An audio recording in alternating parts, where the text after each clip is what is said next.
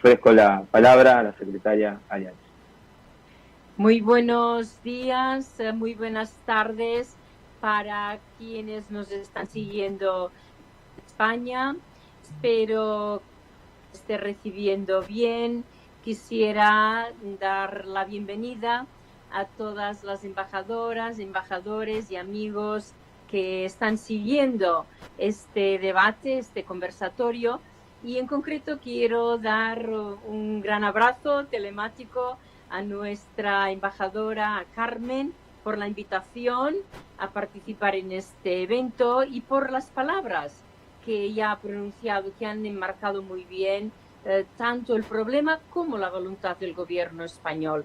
Yo voy a seguir en la narrativa que ya ha iniciado Carmen. Si me permiten, voy a hablar de tres ámbitos. Primero, contextualizar brevemente el tema para después referirme al impacto y las consecuencias negativas que ha tenido la pandemia, tanto en el incremento de la vulnerabilidad de ciertos colectivos, las propias víctimas, como la sofisticación de la lógica mercantilista que sostiene este delito. Y en tercer lugar, me referiré a la importancia que tiene para España este tema y nuestra voluntad de contribuir en colaboración con gobiernos y el sector privado a hacerle frente.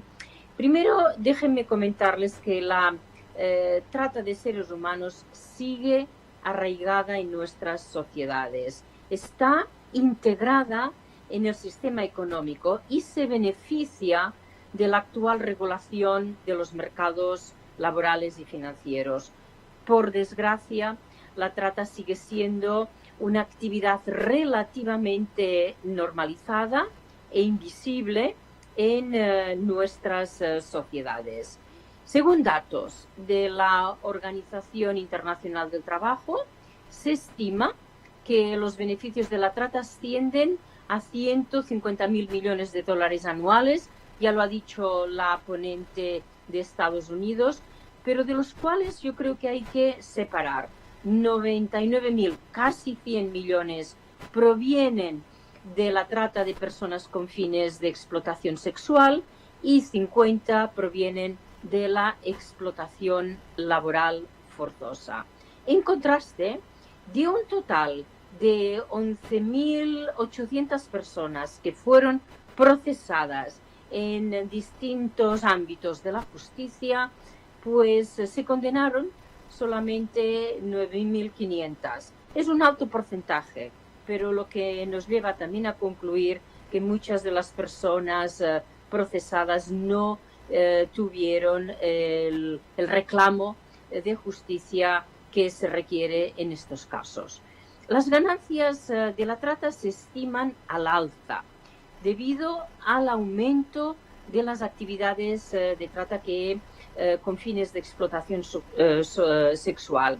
Y eso ha sido porque la crisis del COVID ha supuesto un parón en la movilidad y ha dado pie a que haya oportunidades delictivas como las de la trata que se intensifiquen.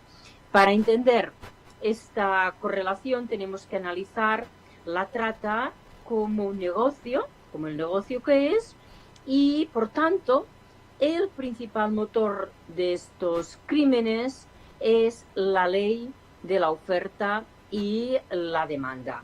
Esta es una primera reflexión y la primera premisa de la que debemos partir los países de destino, por la sencilla razón de que nuestros países, albergan los demandantes.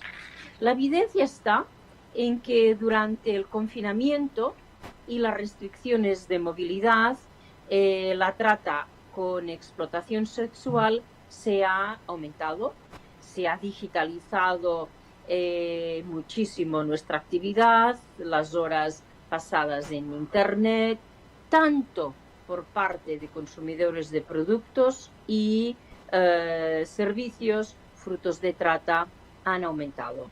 Los traficantes han sabido adaptarse a la nueva normalidad y han pasado de la explotación física a la explotación online.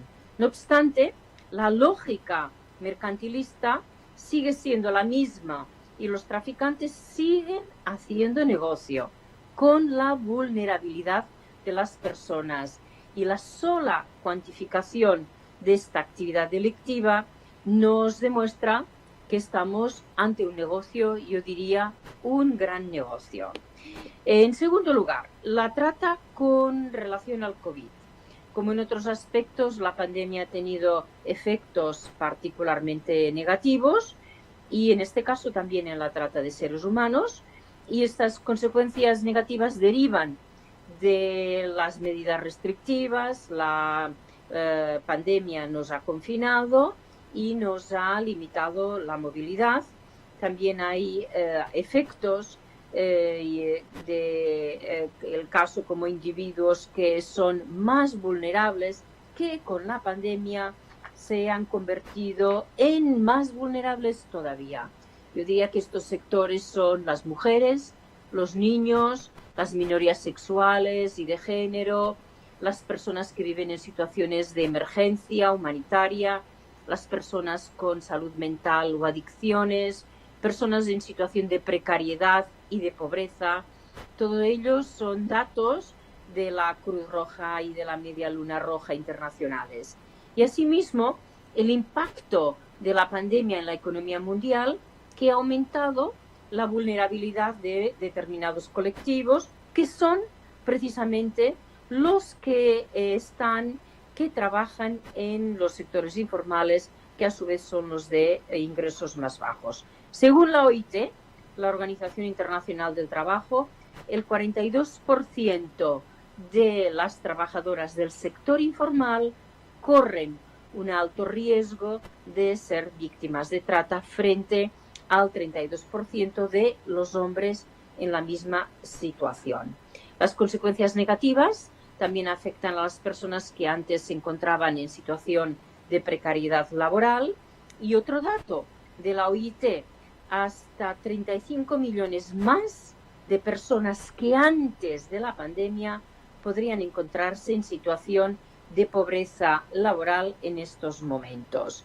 Estas personas, ante su incapacidad de satisfacer sus necesidades básicas, pues están más expuestas a la trata. Muchas de ellas, al ser más vulnerables, aumentan sus deudas, se ven abocadas a trabajos forzados, a servidumbre por deudas, otras a matrimonios forzados o a relaciones sexuales por pago de deuda. Hay colectivos que se han visto exponencialmente incrementados sus riesgos. Son los migrantes, los menores y los supervivientes de trata.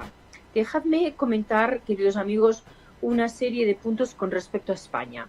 España, la situación es especialmente alarmante.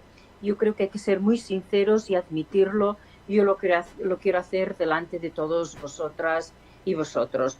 Por una parte, en lo que respecta a demanda de trata con fines de explotación sexual, España es el país europeo en consumo de sexo por pago, y el tercero a nivel mundial. Unos datos que nos producen todo tipo de reacciones. Las víctimas identificadas en España son principalmente mujeres extranjeras, y si las víctimas son principalmente mujeres, es porque la explotación sexual responde a una demanda concreta. El dato más impactante de esta realidad es que el 95% de las víctimas de explotación sexual son mujeres y niñas. Es un dato que ha mencionado Carmen, pero que yo quiero ponerlo otra vez de nuevo encima de esta mesa de diálogo. La trata tiene, por tanto, un componente de género muy marcado y lo convierte, por tanto, también en un delito de género. La objetivación y la sexualización de la mujer refuerza la posición de poder del hombre sobre el cuerpo de la mujer. Si 7 de cada 10 víctimas de trata son mujeres, es porque este crimen se desarrolla en sociedades donde la discriminación y la violencia de género están fuertemente arraigadas. La dimensión de género de la trata no es más que la continuidad endémica de la violencia contra mujeres y niñas en sociedades que normalizan estereotipos de dominación masculina, las normas y los roles de género. España somos conscientes de esta realidad y por ello hemos hecho de la lucha contra este crimen una prioridad tanto de la política interior como de la política exterior feminista. Se trata de dar una dimensión de género transversal a todos los trabajos que estamos haciendo en distintas áreas y nos parece importante por ello el debate que están teniendo lugar, porque sensibilizar es el primer paso para la acción y acción eficaz. Para diseñar estrategias efectivas contra la trata, las futuras acciones españolas seguirán las líneas de trabajo marcadas por el Plan de Acción de las Naciones Unidas, fue aprobado en el 2010 y ahora se espera en otoño una revisión, y más concretamente el Plan de Acción ICAT, que fue presentado hace solamente un mes y que es el plan que nosotros seguimos. España también ha iniciado negociaciones bilaterales con algunos países afectados por los mismos itinerarios de trata. Quiere decir que son países de origen de las mujeres que hemos detectado son tratadas en España, y aquí me gustaría subrayar 3 con los que ya hemos empezado a trabajar: Colombia, Bolivia y Paraguay, que, como he dicho, son origen de mujeres que encontramos aquí en España que han sido víctimas de este crimen. El objeto de estos contactos es poder concluir convenios bilaterales internacionales que permitan dotarnos de los instrumentos necesarios para luchar contra ellos. Y una línea de acción muy importante también es la de compartir todos un liderazgo político sobre este tema. Nuestra ministra de Asuntos Exteriores reunió muy recientemente 14 ministras de Exteriores de distintos países con el objetivo de movilizar precisamente a través de la toma de conciencia. Yo misma acabo de regresar de 2 países africanos, de Guinea-Bissau y de Costa de Marfil, y he tratado con ministras de Asuntos Exteriores de ambos países cómo podemos atacar, y creo que esta apropiación política del tema es fundamental. Al igual que es muy importante seguir las buenas prácticas que nos marcan proyectos como Blueprint de la iniciativa Financial Against Modern Slavery and Human Trafficking, FAST. Yo creo que ya podemos tener este acrónimo muy común entre nosotros para que podamos aplicar sus mecanismos y podamos hacerlo mucho más eficaz. Y en el fondo se basa de una alianza entre el sector público y el sector privado para hacer frente a los temas financieros a los que se refiere especialmente este coloquio. Y quisiera yo subrayar que este proyecto trata del impacto económico y que, como hemos dicho, mueve miles de millones de dólares. Los beneficios de estas organizaciones son el reflejo del mercado y del sistema financiero para identificar los flujos ilícitos. No se trata sobre todo de trabajar la trazabilidad de los fondos de las organizaciones policriminales y sobre todo desarrollar sinergias, mecanismos de cooperación. Lo más importante, pensamos, es una verdadera política global. Por eso esta iniciativa FAST nos parece muy interesante. Nos gustaría analizarla mucho más a fondo en el contexto hispanoamericano, latinoamericano, americano para poder ver si abordándola con esta clave hemisférica podríamos buscar elementos de mayor eficacia. En conclusión, muy claramente los países debemos todos de mejorar el conocimiento y entendimiento de esta violación de derechos humanos y delito para tomar las decisiones acertadas. La trata de personas debe formar parte de la agenda política internacional, como ya lo es el tráfico de drogas o el terrorismo. La pandemia ha tenido consecuencias enormemente negativas, no solo sobre colectivos especialmente vulnerables, sino en su adaptación e intensificación de este deleznable negocio. Cada vez se adapta mejor, debemos de decir.